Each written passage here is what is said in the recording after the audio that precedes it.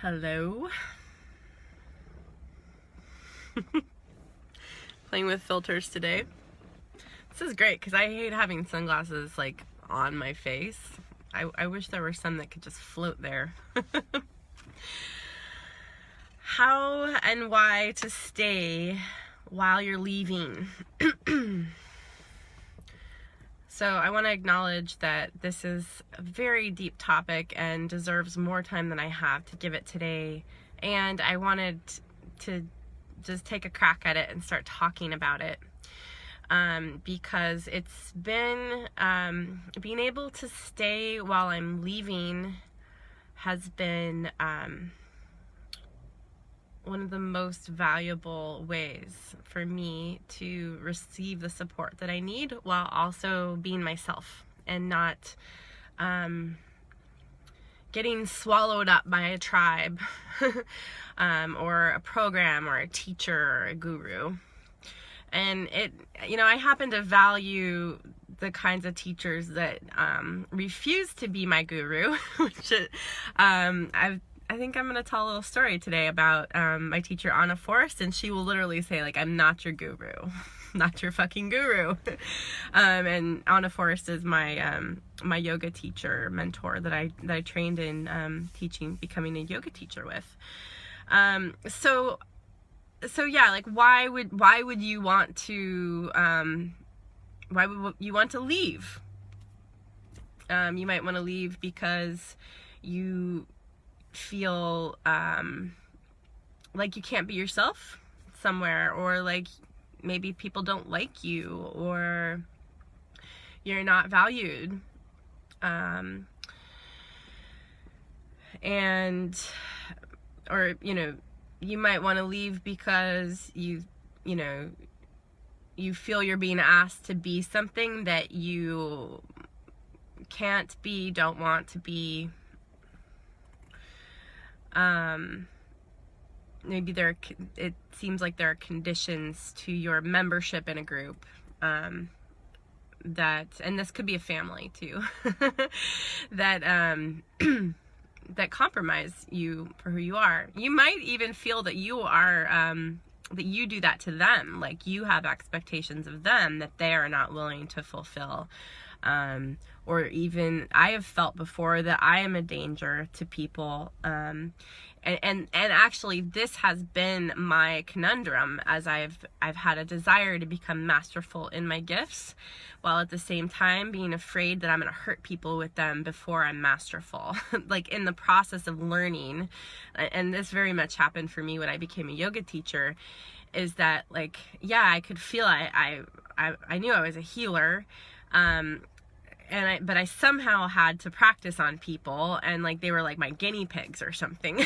The people who were in my first classes, and I know a lot of people who do yoga teacher trainings and never actually become yoga teachers, never teach because of this. It's like, and they just train and train and train and train. And, no matter how much training you do, there's a point where you have to begin practicing. And that's what actually makes you a teacher, or makes you a guide, or makes you a coach, or makes you a doctor, or whatever, right? Like you have to get the experience. And so, it can be really scary. That just keeps coming up. So I want to say hello to the fear of being on the bridge to being masterful you. And that the most efficient way, and I'm going to say enjoyable way too, is to do it with other people. I think we are meant for each other. We really are meant to have teachers and mentors and mothers and fathers.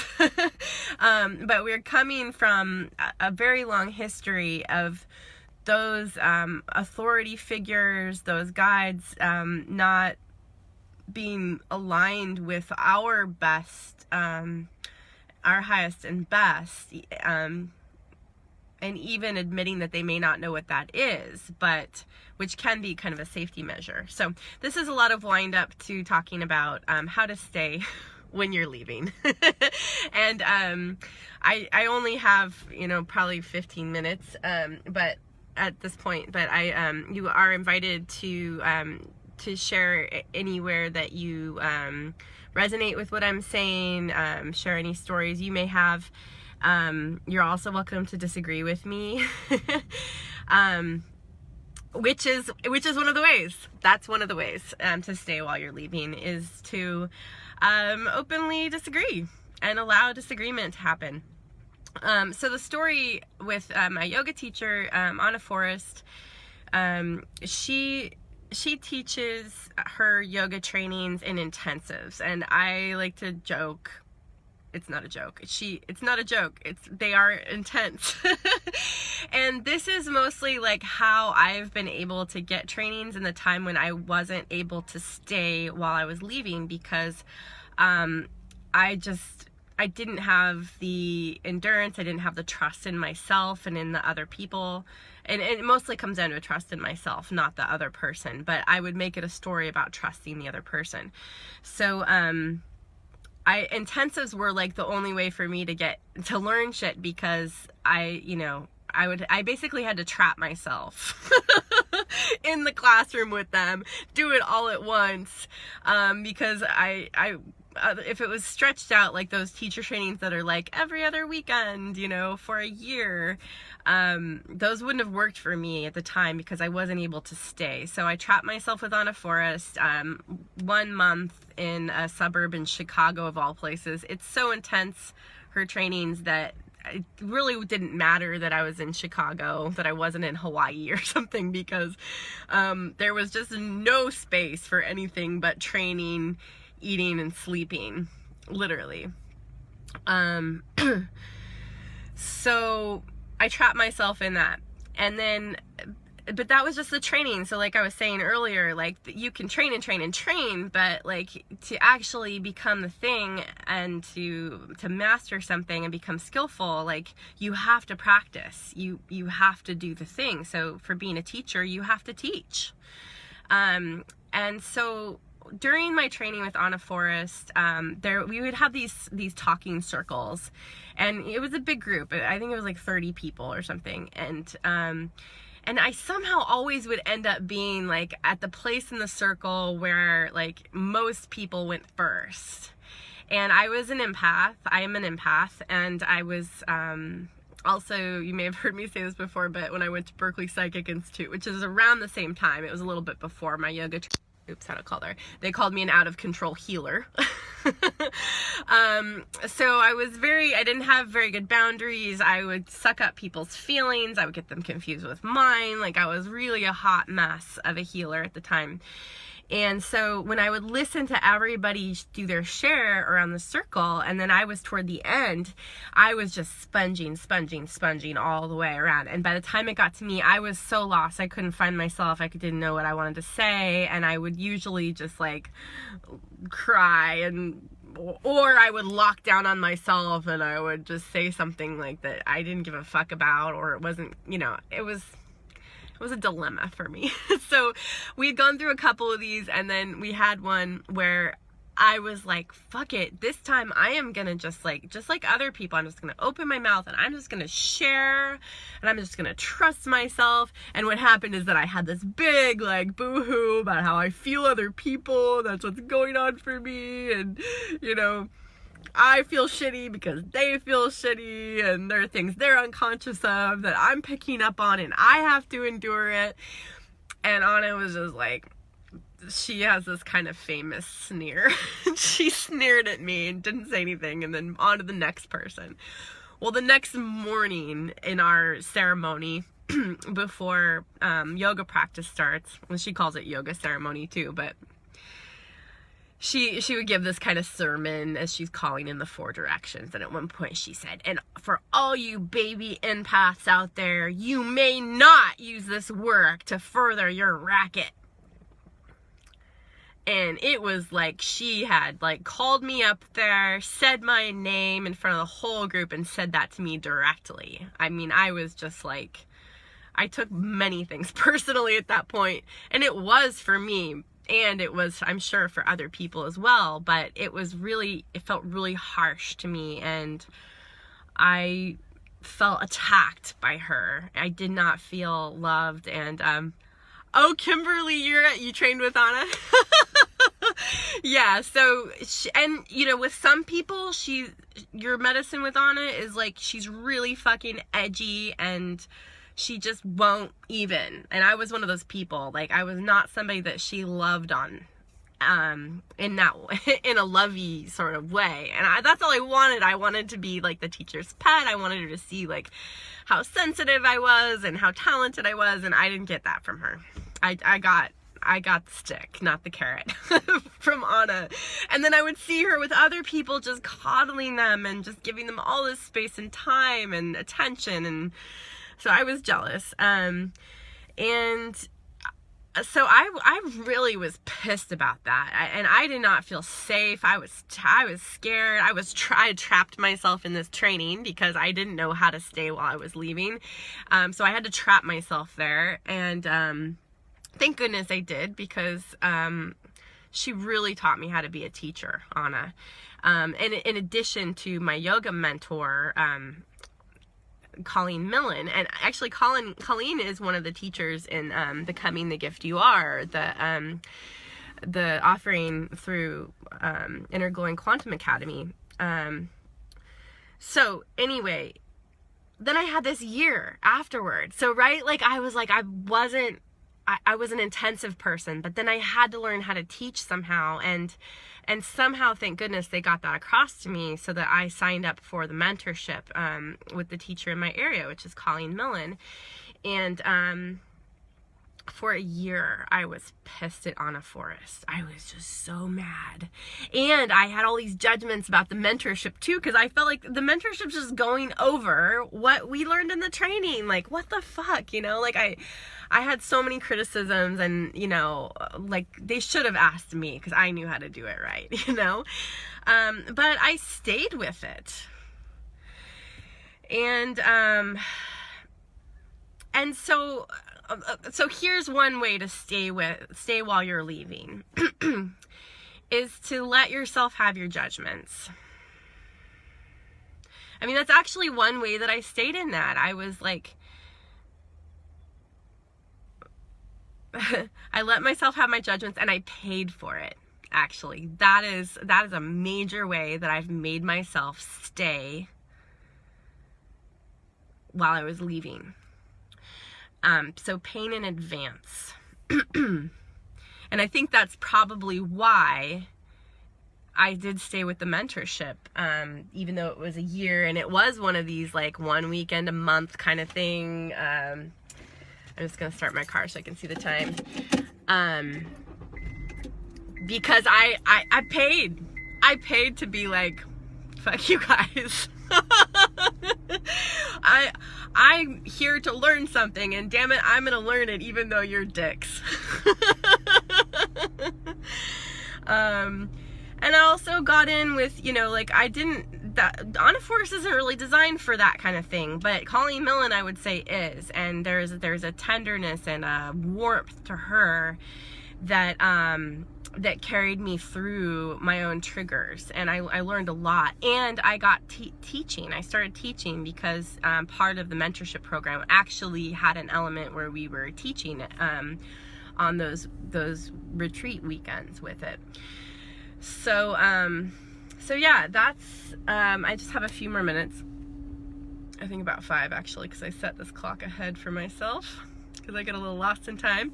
So I just want to pause again. Kimberley, Daschle, Danza. Yeah, so that happened with you and Anna too. I'm curious if you want to share like your experience of staying, or did you stay through your triggers with Anna? And you know, Anna is a master teacher, and I call her a trigger master, because she can push your button. Like, she knows right where it is, and she'll push it, and then she like part of that may be that she takes absolutely no responsibility for processing with you, because I did ask her to talk with me during the training, and she said no. But I think that part of the grace of her medicine that she brings, which is really, really strong and intense for some of us, for most of us, is that she tells you, she teaches about triggers being opportunities to actually use your triggers to grow. And that's a major thing I learned from her. So that's one way to stay while you're leaving, is to recognize that you are feeling triggered about something, and remember that it's just learning. You know, there's actually there's gold in there for you, and you're absolutely entitled.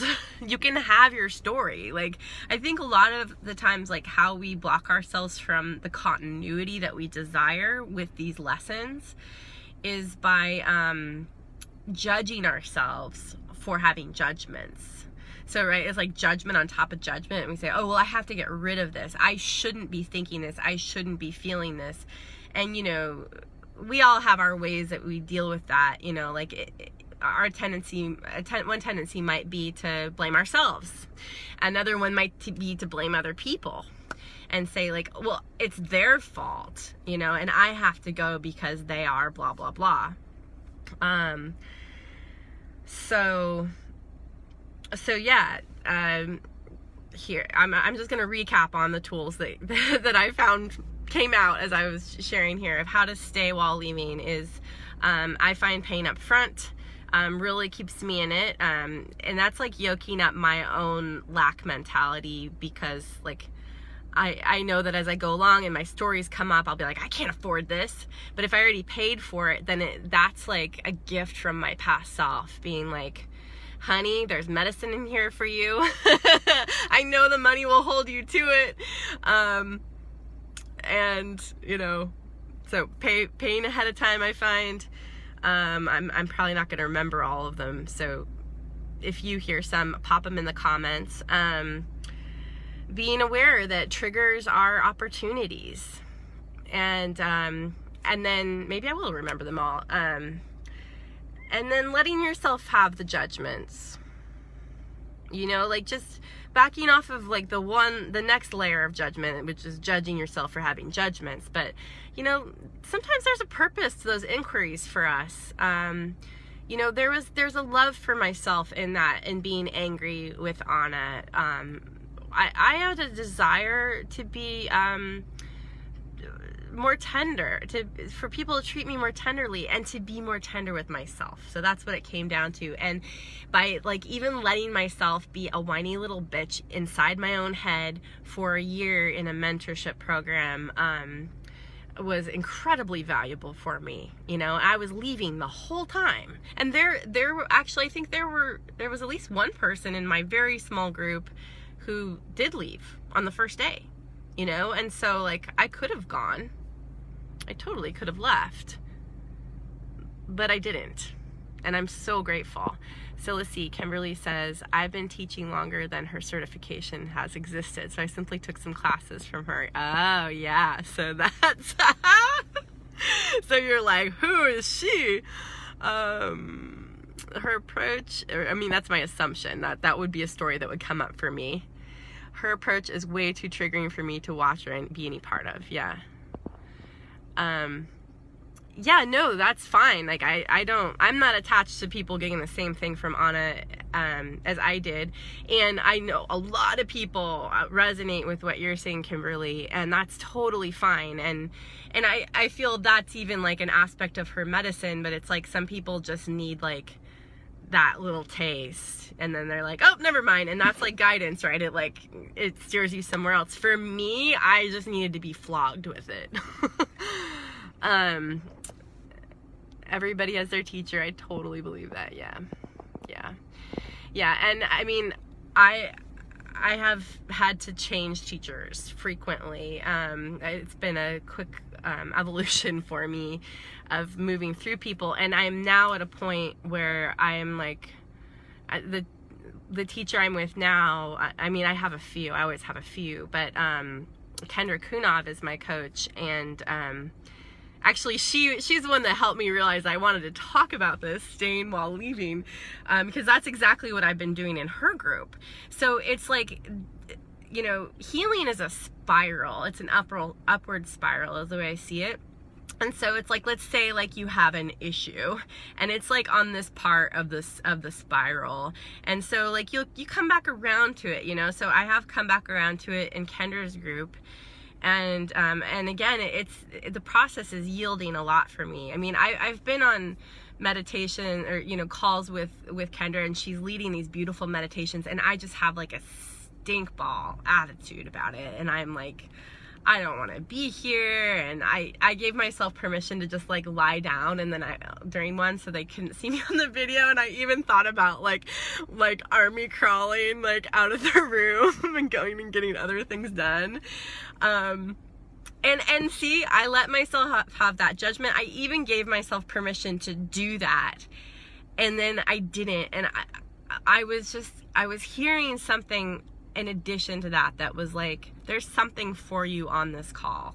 And then I was like, and I want to find out if there is. And if I leave, I won't find out. I definitely am not at a place where I would go back and listen to the whole recording and find out. There are people who do that, and I'm currently not one. So, and there was something for me, and it actually, like a dream come true was later in the call, where we have this practice in the group. We've been going through each person, and the women in the group would share with one person the gift that they can't help but give, like no matter what. And I was longing for that to be my turn, and it was my turn that time. So I was stinky through it. I kept it to myself, but I did disappear from the frame, and you know, went through my whole little process, and then yeah, I got a profound gift from it. So you know, I'm not saying to not leave. I mean, sometimes I do leave, and I'm finding that when I do stay, even while I give myself permission to leave, like, it's been fruitful. So yeah, that's the download for today. Thank you for watching. If you're watching on the replay, please feel free to share in the comments how this is landing for you. If you've had this experience, if you're curious to have it, to try something out, what would it take for you to stay somewhere that you think you need to leave, you know?